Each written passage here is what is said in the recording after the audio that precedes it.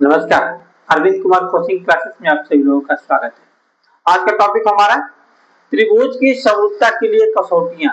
अगर दो त्रिभुज है तो वह समरूप है या नहीं है, इसको हम कैसे डिसाइड करते हैं। डिसाइड करने के लिए देखिए यहाँ पे हमने लिख रखा है दो कंडीशन होती है। क्या कंडीशन होती है?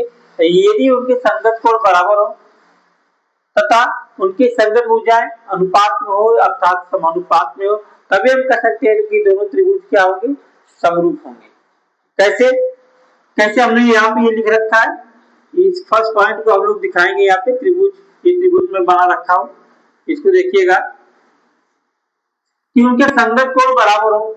मान लीजिए एक त्रिभुज ये है, त्रिभुज यहाँ पे लिख ले, त्रिभुज ए बी सी तथा त्रिभुज डी ई एफ में, है ना, एफ में। इसके द्वारा हम लोग पहले को यह हल करते हैं। उनके संगत कोण बराबर हो। कोण ए बराबर किसके होगा? कोण डी के। कोण ई, कोण बी बराबर होगा किसके? कोण ई के। और कोण सी बराबर होगा किसके? कोण एफ के। ये तो पहला था कि उसके संगत कोण बराबर हो। दूसरा का कंडीशन क्या रखा है कि उसके संगत भुजाएं एक ही अनुपात में हो अर्थात समानुपात में हो, है ना। ए बी और दूसरे त्रिभुज में डीई अनुपात में है, डीई और बराबर किसके है? बीसी और अनुपात ई एफ के। बीसी अनुपात ई एफ, है ना। और ये किसके बराबर है? सी ए अनुपात एफ टी, एफ डी। तभी तो हम कहेंगे कि भैया ये दोनों त्रिभुज क्या है? आपस में समरूप है। क्या है? समरूप है। इसमें हमने क्या देखा कि अब यह संगत कोण हमारे बराबर हो और उनके संगत भुजाएं अनुपात में हो या अर्थात समानुपात में हो, तभी हम कह सकते हैं कि ये दोनों त्रिभुज क्या है? समरूप है। क्या है? समरूप है। समरूप होने के लिए हमने देख रखा है कि ये भाई ये सब चीजें हैं। अगर ऐसे कर दिया जाए, समरूप का सांकेतिक चिन्ह क्या होता है? समरूप को हम लोग सांकेतिक चिन्ह कौन सा है? ये हमारा सांकेतिक चिन्ह होता है समरूप का,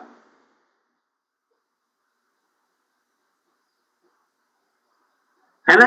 ये होता है हमारा समरूप का सांकेतिक चिन्ह होता है ये। इसको जैसे दो त्रिभुज समरूप है तो कैसे दिखाएंगे कि यह समरूप? देखिए समरूप दिखाने के लिए जैसे मान लीजिए यहाँ पे हमने कहा कि ए बी सी त्रिभुज समरूप है किसके? त्रिभुज डी ई एफ, है ना। यह समरूप दो त्रिभुज अगर समरूप है तो इसका चिन्ह अवश्य दिखाएंगे, सांकेतिक चिन्ह अवश्य दिखाएंगे। नहीं तो यह दोनों त्रिभुज का सांकेतिक चिन्ह नहीं दिखाएंगे तो यह दोनों समरूप हो ही नहीं सकते, है ना। और एक चीज बात मेन चीज है, क्या मेन चीज बात याद रखिएगा कि अगर ए के संगत कोण डी है, ए का संगत कोण डी है और बी का संगत कोण ई है और सी का अगर संगत कोण एफ है, तभी तो ये समरूप है। यदि आपने ए के संगत कोण के स्थान पे आपने क्या रख दिया?